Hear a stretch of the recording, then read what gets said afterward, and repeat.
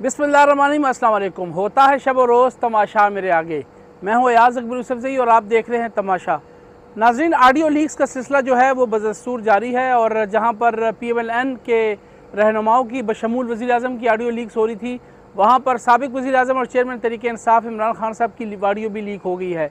वो कुछ दिन पहले तो तनकीद कर रहे थे मरीम नवाज़ की ऑडियो लीक्स के हवाले से, वज़ीर आज़म शहबाज शरीफ की ऑडियो लीक के हवाले से और दीगर जो PMLN के लीडर्स थे जिनकी कोई अंदरूनी मीटिंग्स हो रही थी, उस हवाले से जो है कुछ गुफ्तगू हो रही थी। उसके हवाले से उन्होंने लाहौर में जो वहाँ पर गवर्नमेंट कॉलेज में जो उनका जलसा था वहाँ पर उन्होंने बात की, पेशावर में उसके हवाले से खुल के बात की। लेकिन शायद उनको ये मालूम नहीं था कि जो पत्थर फेंके जा रहे हैं मुख्तलिफ घरों पे, वो पत्थर उनके घर पे भी आके लगेगा। तो उनके घर पे भी पत्थर लग चुका है और उनकी अपनी ऑडियो भी लीक हो गई है। पहले मैं आपको सुनाता हूँ कि ये ऑडियो है क्या, इस ऑडियो में क्या है, ये आप सुने।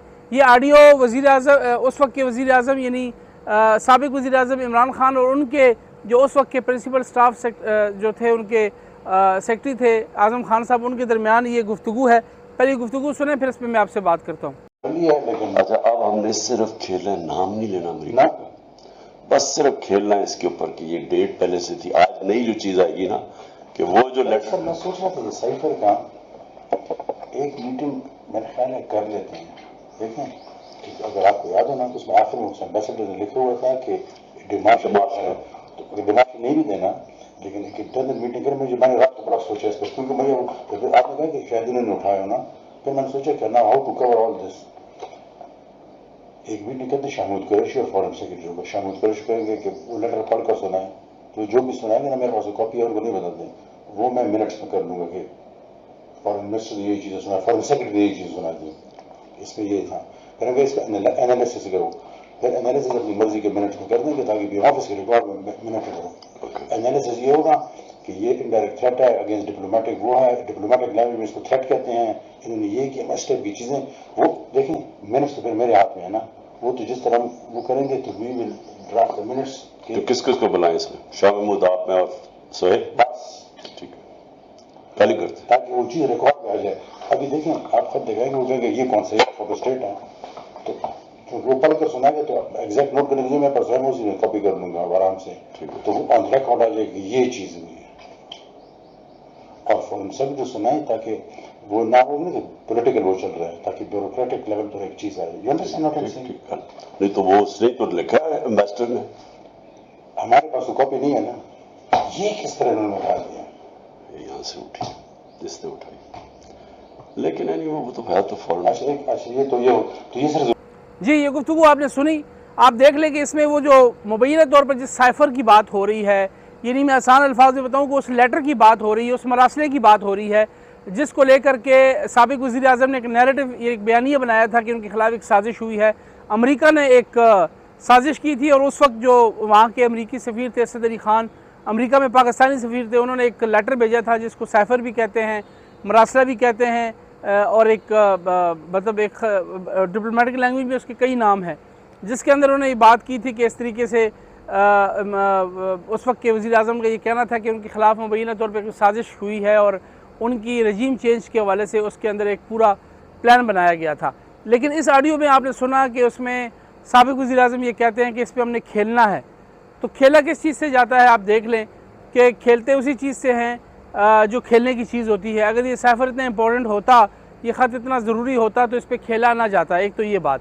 दूसरी बात, तो उसके लिए पैडिंग की जा रही है कि तारीख़ के हवाले से आप देखें उसमें बात हुई है, फिर उसके अंदर उसमें डिमार्च की जो बात हुई है कि उसमें डिमार्च किया जाए, उसमें फिर एक मीटिंग कॉल करने के हवाले से बात हो रही है कि एक मीटिंग कॉल कर लेते हैं, फिर उसमें वो पढ़ के सुनाएंगे, फिर उसमें आज़म खान साहब कहते हैं कि मैं अपनी मर्ज़ी की मीटिंग्स बनाऊँगा, वो तो मैं नहीं बनाने हैं। तो मतलब पूरा एक नैरेटिव बिल्ड किया जा रहा था, एक पूरा एक, इसको मैं अगर कहूँ कि पूरा एक स्क्रिप्ट बनाया जा रहा था, एक पूरी फिल्म का, जो फिल्म आप कई दिनों से देख रहे थे जब ये वोट ऑफ नो कॉन्फिडेंस की तहरीक चली और उसके बाद उस वक्त के वज़ीर आज़म इमरान खान साहब निकले सड़कों पर।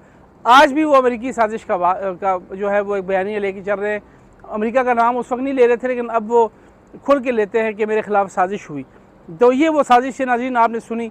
ये वो ऑडियोज़ हैं जो वक्तन फ़वक्तन लीक हो रही हैं। इसमें एक चीज़ तो हम इस पर बड़े शोर हैं कि ये अब मोबाइल हैकिंग नहीं है, ये कोई मोबाइल डिवाइस नहीं है, ये प्रॉपर तरीके से बगिंग है। बगिंग क्या है कि ये कोई इंस्ट्रूमेंट है जो वज़ीर-ए-आज़म हाउस में कहीं जगह पे प्लेस है। आप इस ऑडियो को भी सुने, आप मरीम नवाज़ और शहबाज शरीफ की गुफ्तगू सुने, आप शहबाज शरीफ और तोकीर शाह जो उनके प्रिंसिपल स्टाफ सेक्रेटरी हैं उनकी भी आप गुफ्तगू सुन लें, आप वो जो PMLN के कुछ रहनुमा हैं जो कुछ PTI के इस्तीफ़ों के हवाले से बात कर रहे हैं वो सुन लें।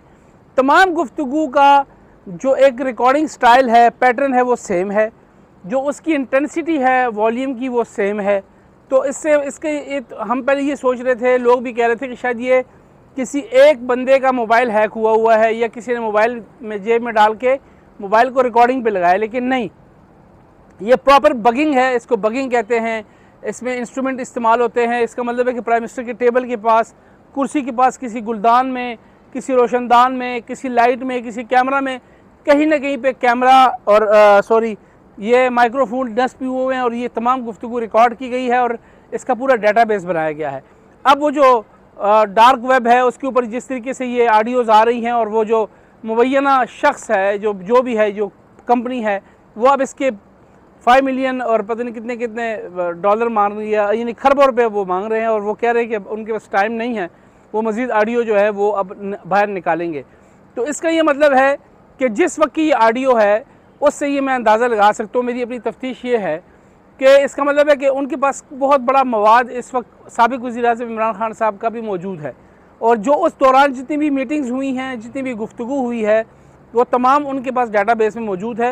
ये उससे भी बड़ी ख़तरनाक बात है क्योंकि उस वक्त नेशनल सिक्योरिटी काउंसिल्स की यानी कमेटी की मीटिंग्स हुई हैं, उसमें कुछ इन कैमरा इजलास हुए हैं, उसमें कुछ जो पाकिस्तान अफ़गान जो उस वक्त शिफ्ट हो रहा था अफ़गानिस्तान से, फ़ॉरेन जो ट्रूप्स थे उनकी इनखला, जो उनका वहाँ से एग्ज़िट था वहाँ से, वो गुफ्तगू हो रही थी। अफ़गान तालिबान के दरमियान पाकिस्तान मीडिएटर का रोल प्ले कर रहा था। बड़े इसमें मामलात थे। तो मुझे तो इस चीज़ का खौफ आ रहा है कहीं हमारी वो गुफ्तगू लीक ना हो जाए और वो तो हमारे लिए बायस से शर्मिंदगी होगा पूरी दुनिया में। चलें, मरीम नवाज़ ने उससे क्या सिफारिश की, हम आपस में क्या कर रहे हैं, किसने मशीनरी किससे मंगवाई, वो तो ठीक है, लेकिन अगर ये सेंसिटिव मामला सामने आ गया तो हमारी जगहसाई होगी, हम पूरी दुनिया में बदनाम हो जाएंगे। और मैं आज एक बात करता हूँ कि हमारी इंटेलिजेंस इदारे, हमारे वो जिसकी प्राइमरी जॉब है, हमारी जो सिविल इंटेलिजेंस इदारा है, उसकी कारकर्दगी पे बहुत बड़ा सवालिया निशान है कि वो सो रहे थे।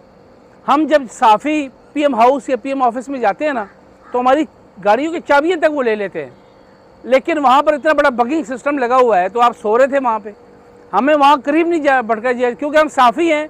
हमारे ऊपर तो वैसे ही बड़ा ब्लेम है, हमें तो लोग वैसे ही शक की निगाह से देखते हैं कि ये वीडियो बना लेंगे, कुछ चीज़ रिकॉर्ड कर लेंगे। और मैं अब क्या बात करूँ कि आप लोगों के ये आप लोगों के काम है कि ये आपकी कारकर्दगी है, ये आपकी ट्रेनिंग है कि आपका पूरा सिस्टम ही बग है, आपको पता ही नहीं है। तो इसका मतलब है कि prime minister house is bug. Prime minister से जो भी रब्ता कर रहा है वो रिकॉर्ड हो रहा है। वो मरीम नवाज़ कर रही है, वो राना सनाउल्लाह कर रहा है, वो तोकीर शाह कर रहा है, वो आज़म खान कर रहा है, वो कोई भी कर रहा है, वो फॉरेन डिग्निटीज़ कर रही हैं, जो भी कर रहा है भाई, वो अब वो चीज़ें सामने आएंगी। जो भी मुबैना हैकर है वो ये चीज़ें नहीं छोड़ेगा। और मुझे बहुत ख़तरा लग रहा है, मुझे गट फीलिंग है कि ऐसा ना हो कि हमारी वो सेंसिटिव इन्फॉर्मेशन बाहर आ जाए और हम दुनिया में किसी को मुँह दिखाने लायक ना, और लोग यहाँ आना ही छोड़ दें, इस डर से आना छोड़ दें कि पाकिस्तान में तो कोई चीज़ महफूज नहीं है, ना किसी की यहाँ इज़्ज़तें महफूज है, ना किसी की जान महफूज है, और ना यहाँ पर किसी की जो है वो ऑडियो महफूज है। तो इसलिए बड़ा ही इस वक्त पाकिस्तान के लिए बड़ा ही सेंसिटिव वक्त है। नेशनल सिक्योरिटी काउंसिल की मीटिंग भी है आज, उसमें पता नहीं क्या गुड़ खिलाते हैं ये लोग। तो बड़ा ही इस मामले को एड्रेस करना चाहिए, वेरी सीरियस इशू। बाकी इश्यूज़ भी होते रहेंगे, सियासत भी होती रहेगी। मुल्क है तो सियासत है, मुल्क नहीं है तो सियासत, अल्लाह ना करे मेरे मुँह में खाक, तो सियासत किसी ने क्या करनी। इसलिए मैं तो कहता हूँ कि अभी भी वक्त है तमाम पार्टियों को 1 पॉइंट एजेंडे के ऊपर इकट्ठा होकर इस इशू को एड्रेस करना चाहिए। वो इमरान खान साहब, आप अपनी सियासत लेके इधर घूम रहे हैं भाई, आपकी अपनी इज्जत दाव पे लगी है। ये जो आपकी गुफ्तगू, ये तो अभी ट्रेलर है, अभी फिल्म आनी है।